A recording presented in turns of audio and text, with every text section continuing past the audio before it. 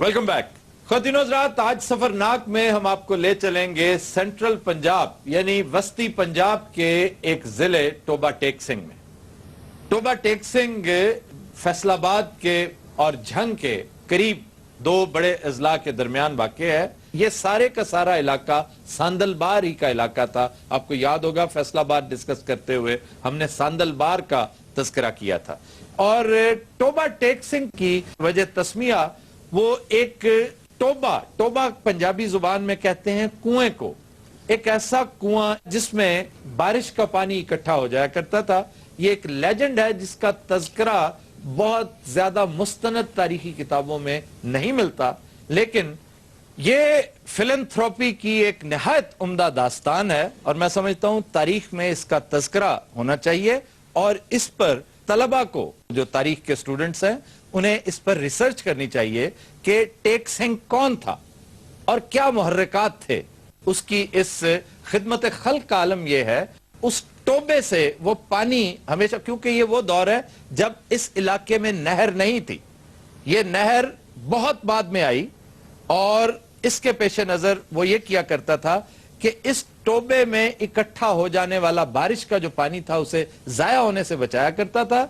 ये अपने खर्च पर मटके पानी के स्टॉक किया करता था। चूंकि ये जंक्शन था, हर बड़े शहर को सड़कें यहां से आती जाती थी, तो ये लोगों को, मुसाफिरों को पानी पिलाया करता था।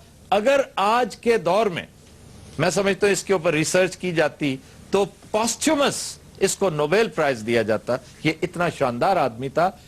टोबा टेक सिंह की 3 तहसीलें हैं, एक गोजरा, दूसरी कमालिया और तीसरी मेन खुद टोबा टेक सिंह शहर है। जी जनाब।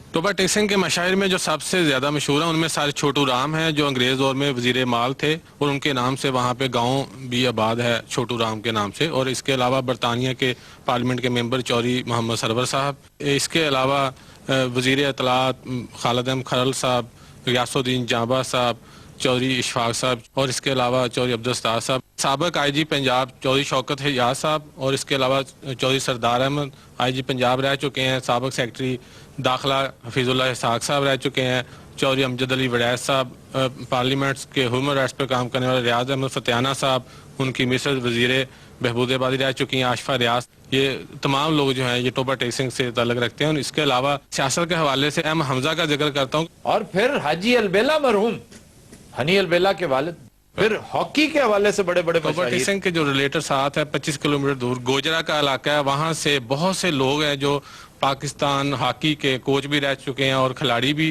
92 वो ओलंपियन पैदा किए इस एक छोटे से कस्बे ने, मैं समझता हूँ। हॉकी में मैं कुछ नाम लेना चाहूंगा कि उस्ताद अहमद रोडा साहब जो ओलंपिक्स खेल चुके हैं, अकबाल बाली है, मंजूरुल हसन है, शहबाज सीनियर है, शहबाज जूनियर है। गोदरे वाले तेरे कपड़े हाकी ने धोंदे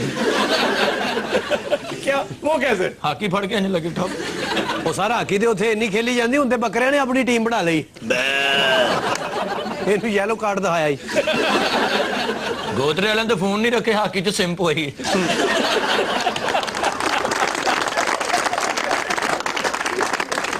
अच्छा, एक किसान कॉन्फ्रेंस हुई थी 70 में गालबन 1970 में किसान कॉन्फ्रेंस पाकिस्तान की सबसे बड़ी किसानों की कॉन्फ्रेंस थी, जिसमें मौलाना बिशानी साहब और उसके सदर थे फतेह मोहम्मद साहब। यानी किसानों की मज़ाहमती तहरीक जो है उसका आगाज इसी सरजमीन से हुआ था। यहाँ पर तारीखी नौयत की जो बात है वो ये कि उस दौर में इन्होंने इस कॉन्फ्रेंस के बाद इस शहर का नाम लेनिनग्राड रख दिया था। मॉस्को के बाद लेनिनग्राड, स्टालिनग्राड ये बड़े अहम शहर थे सोवियत यूनियन के।